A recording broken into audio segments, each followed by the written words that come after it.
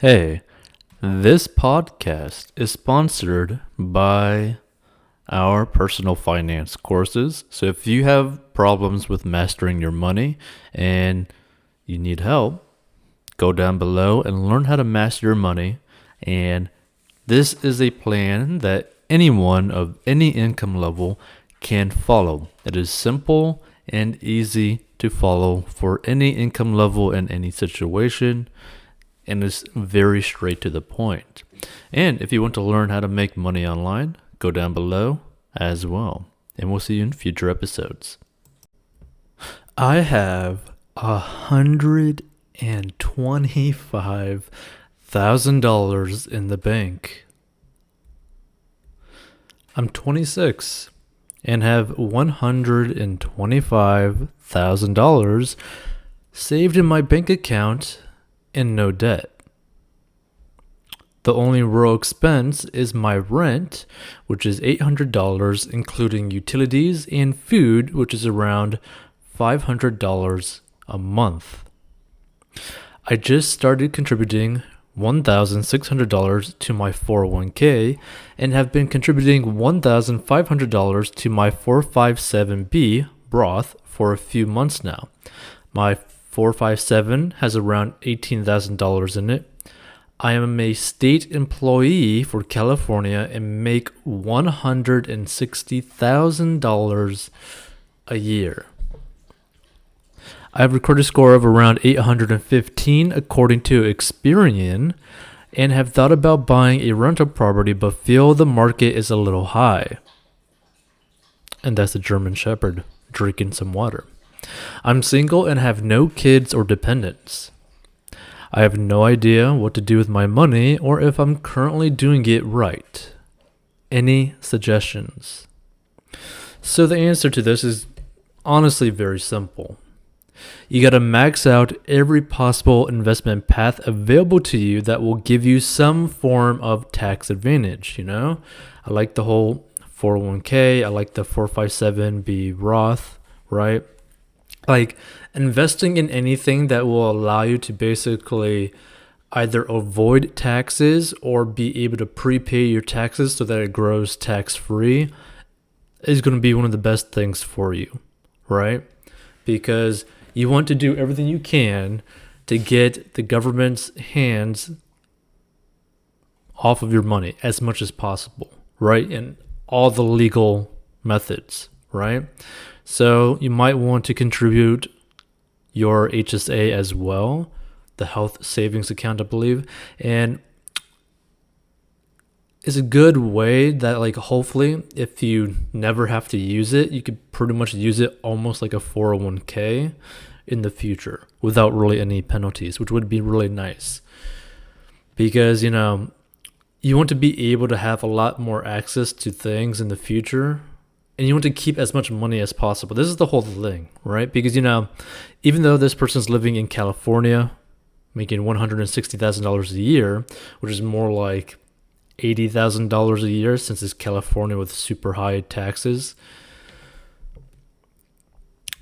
it's really, the way to really look at it is that they could pretty much live, like this person can pretty much live almost any sort of lifestyle that they really want, even in California, obviously within, reason. Like, you could drive a really nice car. You could live in an okay house. I'm not going to say a decent house just because, there's a lot of houses in California where you got to spend like $1 million for basically a box. Right? So I want to see like an okay house. Like you could live somewhere, you could pay rent somewhere and still like live a pretty decent place, right? I believe there's like the typical rents in California are like the low 2000s to the high 2000s with like very small square feet. But either way, it could still look very nice, right? Like this amount of income with like the very little hassles in this life, in this sort of life situation, you could pretty much do whatever you want, right? So California real estate is literally just depressing, and it would be better to buy a house and rent out the rooms than to pay rent and then buy a rental property, because obviously, like the person mentioned, they're paying rent right now and are also thinking about getting a rental property. Personally, I think it would be better to either just buy a house and rent out the other rooms so that you can live there, get the tax benefits and all that kind of stuff, and get some extra income coming in there to hopefully at least cover the mortgage that you're paying on it. Hopefully more than that, if it's a pretty nice place and a nice location. But I'd rather do that than pay rent and buy a rental property, right? Like that just doesn't make any sense, right? But depending on your lifestyle, right? Like if you prefer like a more bachelor lifestyle, just rent for a few years until you decide what your plans are for the future, right? For example, if you're someone who, doesn't have like a relationship right now, you're making good money, and you basically just want to, I guess, maybe hook up with people or just go on dates with people or just, see what life, see where life takes you. It might be better to just, rent a very cheap house or a very cheap apartment and just, have the freedom to do whatever you want, right? Because as soon as you get into like a long-term relationship, as soon as you get tied down by like a house mortgage, especially, mortgages in California, which are just going to be disgusting, right? You are immediately restricting your freedom as to what you can go do, right? It's going to be harder for you to just go on a trip whenever you want because you got bills to pay, right?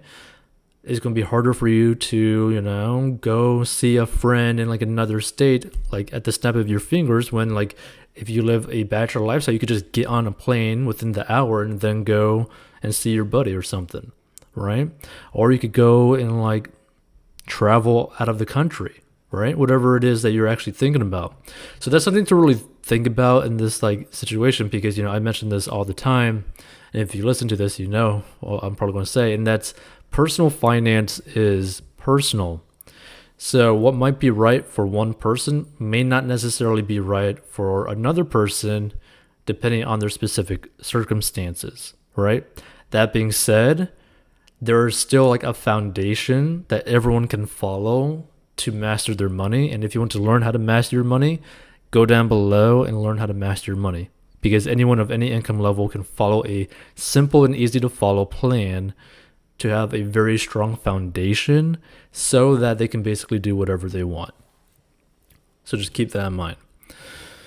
But yeah, there's nothing really wrong in this situation. This person's not really doing anything wrong. Now that's a lot of money saved in the bank account. I would put a lot of this money into more so like in investments. Now personally, for this person's specific situation, I would lean more so on like putting this into like an S&P 500 index fund or like a mutual fund, and just live more of a bachelor lifestyle because, I'm still pretty young, make good money, all that kind of stuff. And you would have the freedom to do basically whatever you want. Or you could just use this as like a down payment for a house. That might be an option if I wanted to like live in a house, have my own place, not deal with neighbors kind of thing, hopefully. Yeah, that would be a good option as well. So it all depends on what you're wanting out of life. It's all depending on, where do you see yourself in the next 5-10 years? Because you should really only buy a house if you're going to stay there for like 5+ years, right? Like it doesn't make sense to buy a house if you're only going to like live in the area for like a year or 2 or 3. Like it just doesn't make sense. The longer you're staying in a location, the more sense it makes to actually buy a house. The less time, the more sense it makes to just rent, because then it gives you the flexibility of just going like, okay, yeah, I'm going to leave. Yeah, I'm fine with paying like a cancellation fee. I'll just give you like an extra like $500 or $1,000, cancel the contract and let me leave, right? Like that gives you more freedom, which you can't really do with a house because you got to go through a long process of, putting it onto market, then selling it and all that kind of stuff. And hopefully you're not losing a massive amount of money. So just keep that in mind. It all depends on your specific situation. This person's specific situation, and maybe what they're actually wanting is more so of like living in a nice apartment that's easy to maintain. Don't really got to do anything. Don't got to cut grass. Don't got to maintain anything. Just go into the place, eat some Chinese food, play games, and do whatever, right? Whereas another person might be, no, I want, a yard for my dogs or something, or, oh no, I want something like a garage so I could park a car, all that kind of stuff. So just keep that in mind. Personal finance is personal. And whatever you do in life, always try to follow a plan. Feel free to watch more personal finance episodes and check out 4dunbucks.com to learn to master your money or to learn how to make money online. And all these links are down in the description of this episode. So if you want to follow an easy and simple plan to mastering your money, I highly recommend going down below to the first link to learn how to master your money. And anyone of any income level can follow it. It's very simple and easy to follow along with. And it's designed to be simple in a way where it's very easy to follow it for a very long time, right? Because you want to be able to truly have mastery over your money so that you don't have to deal with a bunch of nonsense in the future.